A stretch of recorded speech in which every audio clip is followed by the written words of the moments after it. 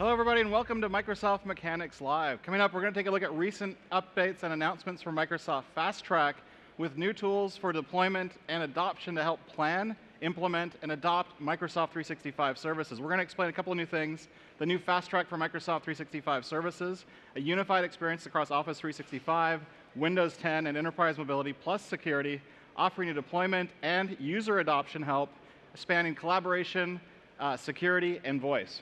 Joined today by Cyril Belikoff from the FastTrack team. Welcome. Thank you. It's great to be here.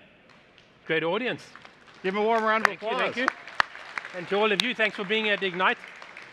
So Microsoft FastTrack, it's been a big deal for us, is really the evolution of how we can help organizations move to the Microsoft Cloud and all the different services with confidence and really maximize the benefits that you get from it. For some of the folks who haven't maybe started using Microsoft FastTrack or heard about it, can you explain what it is and what it's about? Yeah, for sure. It's been a busy week for FastTrack, particularly FastTrack for Microsoft 365. But before we jump into the details, a little bit about it. You know, FastTrack is been taking on about 4,000 new organizations every month. We've onboarded about 40,000 customers into Office 365 and Microsoft 365. So things have taken off in that way.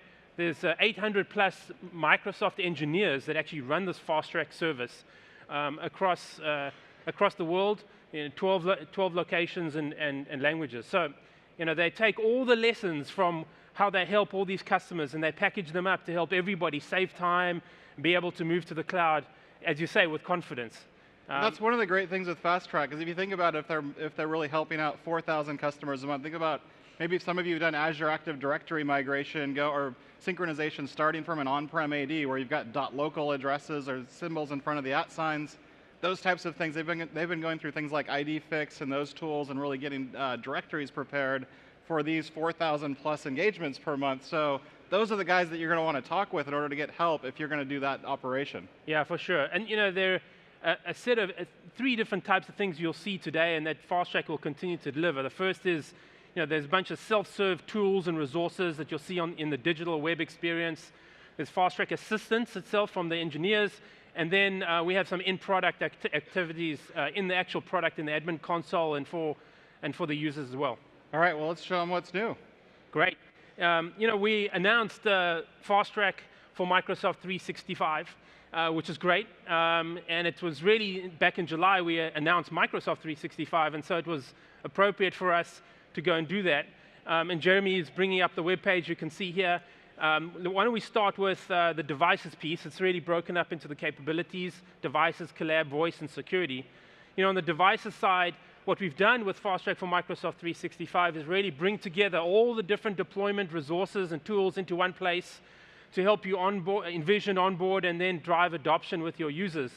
And you know, previously we'd probably send you around the internet to find all these things and then give you a different place to really get that assistance. So we've done that. We've also made some announcements this week, which are pretty exciting. And the first is we announced some Windows Analytics compliance and device health tools. And they're really great because they provide insights and allow customers to look at what's going on as they migrate to Windows 10 and then take the semi-annual updates. And if you haven't started using the Windows Analytics toolset, there's basically 3 different components. And you can see on my screen here within OMS, there's the device health, which is in preview. And it's basically got the ability to look for different device crashes and diagnose those. We've also got things like update compliance, which basically looks at your monthly patch state and whether or not you've got systems that are out of compliance. And then finally, I think one of the more pivotal ones is upgrade readiness, which basically says if you're moving, say, from Windows 7 and Office 2010, here's the ways that you can basically get through some of the compatibility or driver or various issues that you might have or that we detect. We're using the same telemetry systems that the Windows team uses when they're actually deploying new Windows builds out to customers. So all of these things we can do with upgrade readiness, it's basically scoped to the people that are in your environment. So very cool stuff in terms of, and this is stuff that Brad and other people have shown this week. Yep. The other thing we also announced in the same space was on the Office side, you say, hey, great, I'm upgrading on Windows, but what about Office? And so we announced a new readiness toolkit that does application compatibility as you're upgrading to the new Office 365 Pro Plus. So you can look at the VBA add-ins and all those other things that you have in Office so that you can be ready as you upgrade. So really making sure that you have the Windows pieces and the Office pieces all together in one place. And we've also done a lot of work in the collaboration side because FastTrack's roots were really with Office 365, right? Right. Yeah, it's great. You know, we've been at this for quite some time, and I think the number is around 6.3 petabytes of data that we've migrated in terms of files and documents to OneDrive or to SharePoint. And with all of that work that we did, we partnered with the SharePoint engineering team, and we this week announced the SharePoint migration tool so that you can be able to migrate from file shares and SharePoint 2013 over across to SharePoint Online and OneDrive with this tool. So the FastTrack team themselves use this tool in the migration as they assist you, but of course you can go grab the tool on the website and go see what it looks like. Your partner can do the same, and really go and do as you see and test it out and see how it works. Right, and literally today we just released a video of Microsoft Mechanics with Bill Baer who showed how the SharePoint migration tool works. But let me just give you a quick demo of what it actually does. So once I'm in SharePoint and I've basically got an on-prem file share, for example, I go ahead and I can type for users that I might want to migrate their on-prem folder from. I can do a CSV file or do one account at a time. Once I do that, it's going to ask me, okay, now that I've authenticated in and I've got the right credentials in order to go, do I want to use SharePoint on premises? So I can do a 2013 SharePoint migration from doc libraries or my sites.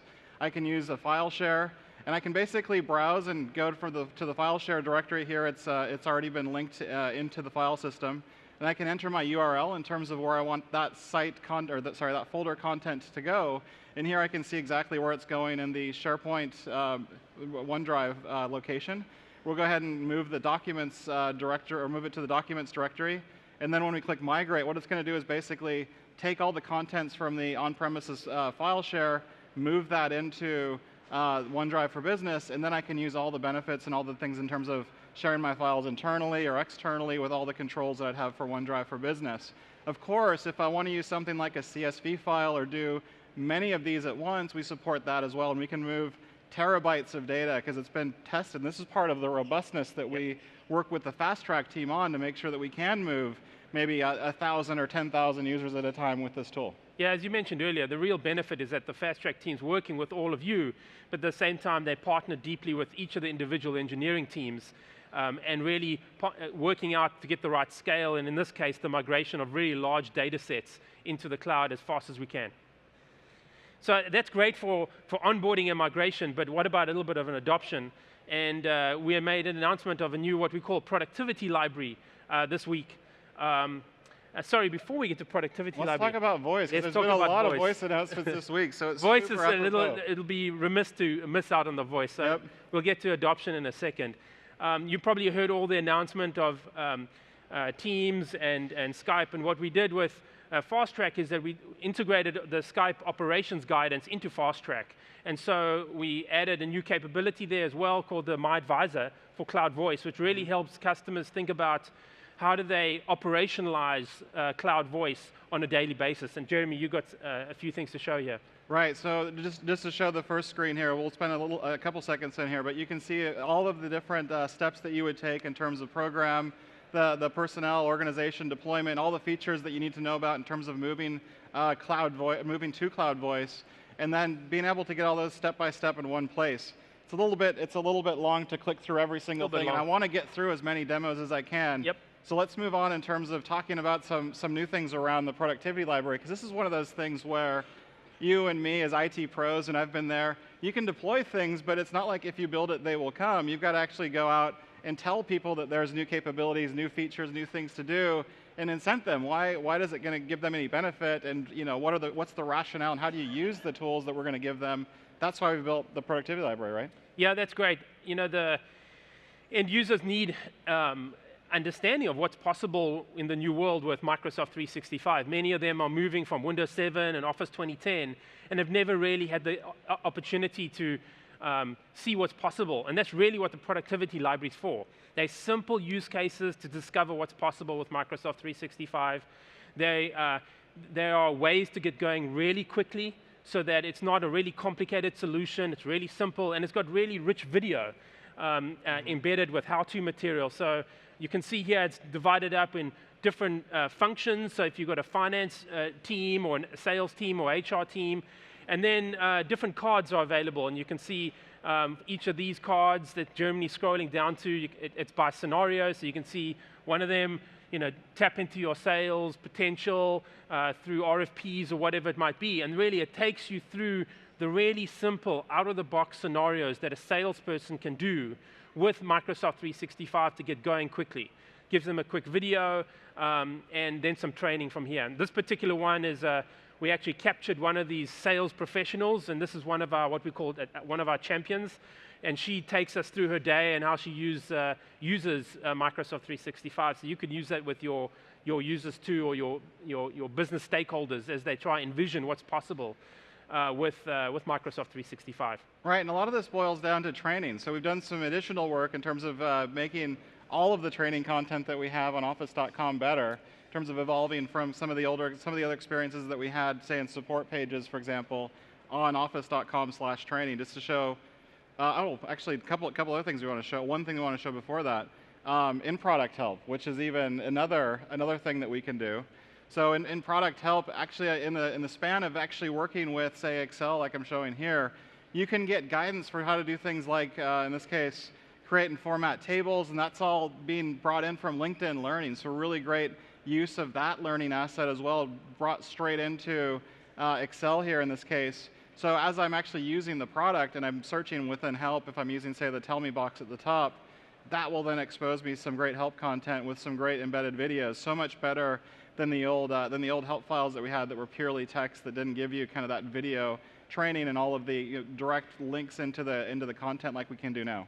Yeah, it's a good example of what I mentioned earlier, where we take all the lessons we had, we created that training material, made it available on the public web, in the productivity library, for example, and other training places. But here we wanted to embed it inside the product. So as the user is moving through their day and moving through whatever they might be doing, they get stuck, or we might see, based on telemetry, the types of things they do and how they can be more efficient. We can serve them up really specific training and materials that is rich and really takes them through and makes them more productive.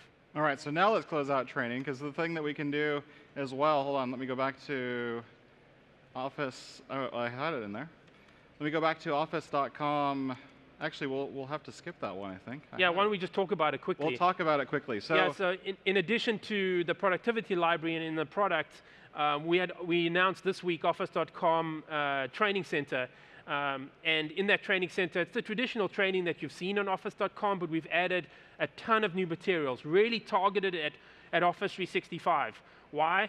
Because it's a service and it gets updated frequently. So when someone goes into the browser, they might get a new feature that particular quarter. They go into SharePoint or into OneDrive or into Office 365 Pro Plus. And so we created 130 new training videos, cheat sheets, new tip cards, infographics, really things that for users to understand what they can do and how they can get going quickly, and then for you to use yourselves with them so that you can take it inside your organizations and drive an element of training as you roll out these services. And here, actually, I got the page because it's such an easy URL to remember. It's just office.com/training. So we've got that open, and you can see there's some really great stuff. One of the best things to try out, actually, if you're on a newer build of Office, is this Hubble example, which is basically Morph 3D that shows the different rotations of that satellite over the Earth, and it's just a beautiful set of capabilities as well as the visuals in that one template there. So lots of great training content. But one thing that I'm passionate about, because I come from an IT background, I want to show you something new that we've been working on, which is basically a way to create IT plans around Microsoft 365 that we're calling the IT roadmap. So here you can actually get to the tool through a couple of sites. One, transform.microsoft.com, which is kind of a partner logged in version of the tool, which I'm showing here. And you can also log in via transform.microsoft.com/IT roadmap. So just the premise of this is there's 4 different levels of optimization that you can have in any given task. And we're just going to click on provisioning real quick, because now we're talking about devices, and I come from a Windows imaging background. So when you think about level 1, if we look at the right or the left-hand side here, this goes from basic imaging to more automation and imaging, and then when I get to level 3, this is doing in-place upgrades for when I've got an in-place migration that I'm doing, where I'm keeping the same PC and computer, PC to PC machine replacement scenarios are automated.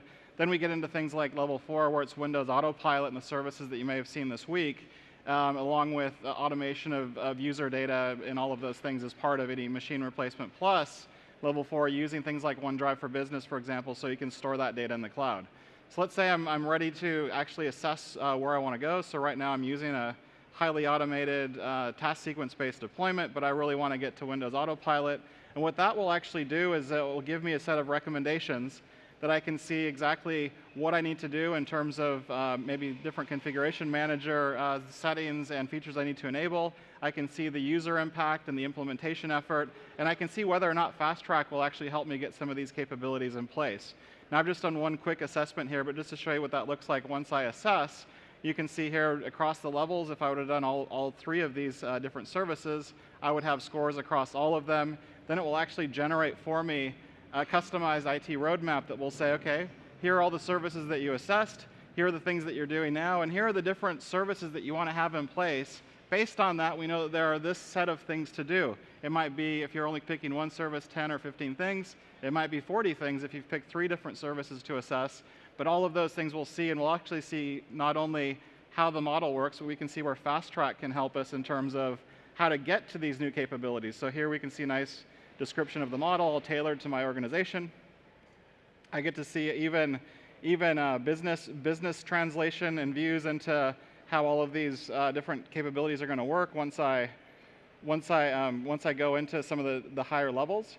And then it'll give me a nice action plan then when I get to the bottom in terms of provisioning and all the different tools that I've assessed and the things that I want to do with all the different actions I need to take, as well as the FastTrack mappings on the far right. So everything there, again, customized to my organization and things I want to do. So this is something that you can use now to actually start working, and you can work with your FastTrack engineers to say, hey, I know I want to implement all of these different things. I know I got to do, say, Azure Active Directory, pass-through authentication, and Microsoft Intune.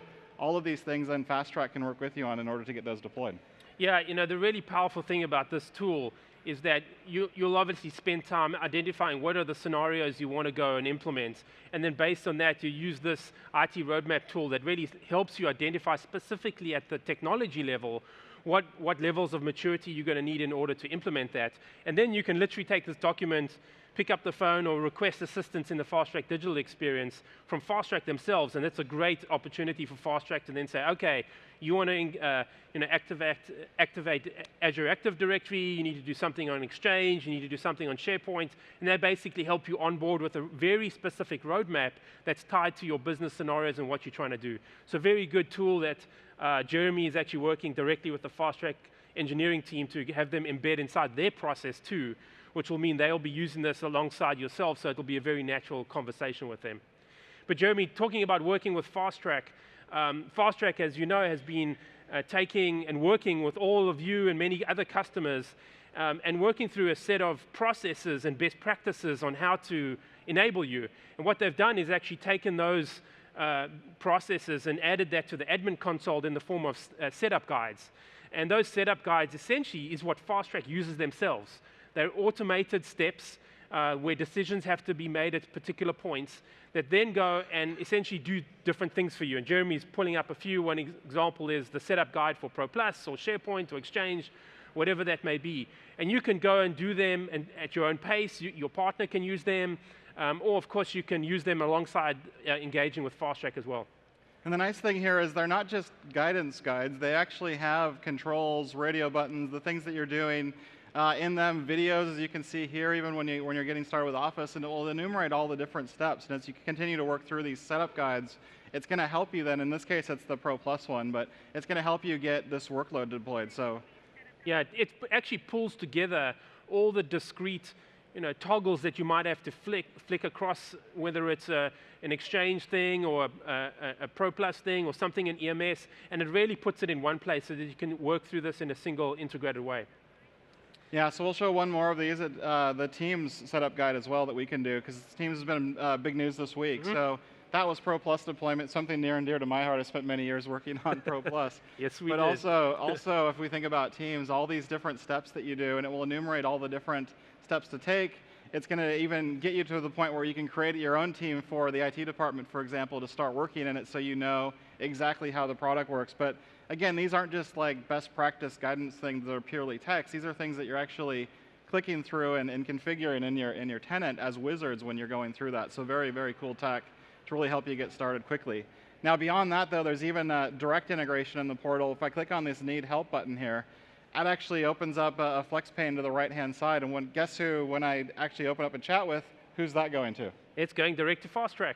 So you can speak to a FastTrack manager and eventually FastTrack engineers to help you with wherever you are in the process of migrating to Microsoft 365. So another thing, once you've got Microsoft 365 deployed, you start using various services, you want to be able to track then what people are using. So FastTrack can help there as well, right? Yeah, so we have a digital experience within the admin console that provides usage reports for you for your different workloads within Office 365, whether it's Yammer, Exchange, Teams, and really you can see what's going on, what users are doing what with it, and then decide what actions you want to take to have it be used more prolifically throughout your organization, and more value can be derived by different parts of the team. So here we can track, we can see all the Teams usage. This is obviously a very large tenant. I think it's our tenant. In terms of all the Teams usage, the Skype for Business usage, Yammer, the Office activations, all of that's here. One of the cool things too is I can click into Power BI, and once I've done that, I can actually get even more richness in terms of the data that's there. One of the cool things to track, actually, when you're doing, say, a push for collaboration, the best report is this one, which basically says OneDrive accounts and SharePoint accounts, are they being used by the user exclusively, or are they being used by others? So for example, if I share a link to Cyril, he's going to then start opening the document and collaborating against, say, that Word doc or that Excel file. It will actually show up here, in this case, as the lighter green bar. That way I can see as those bars start to rise, I can see more and more adoption. So here we're on an upward trend, it looks like, through September, probably prepping for Ignite. But we've got a great story in terms of being able to track all of that, and we can see then over time. We can even do things like, these are all Power BI, so it's all active data that we can query against. We can actually go by region if we want to, and get a lot of really rich data within all these models. So everything here at your fingertips. You just have to basically enable it in your tenant. We did a whole show on this actually with Ann Michaels a few months back, and this is something that everybody should be using if you don't already have it enabled. Yeah, for sure. It's a great way to really sum it up. Everything from envisioning what's possible with things like Productivity Library, to onboarding and all the new migration tools we spoke about, and then driving adoption with the training materials we mentioned, and then monitoring the usage and seeing what you can do from there. So lots of resources then to really help you quickly get Microsoft 365 up and running. Where would you suggest, though, people go to get started and really start engaging with FastTrack? Yeah, there's the two primary websites, the FastTrack website, fasttrack.microsoft.com, and then Productivity Library, aka.ms, WAC Productivity Library. Those are the two primary URLs. Get there, get engaged, get a FastTrack manager, and start migrating to the cloud. So thanks for joining us today, Cyril. Of course, you can follow us for all the updates on Microsoft Mechanics each and every week. That's all the time we have for this show. Goodbye for now. Thank you.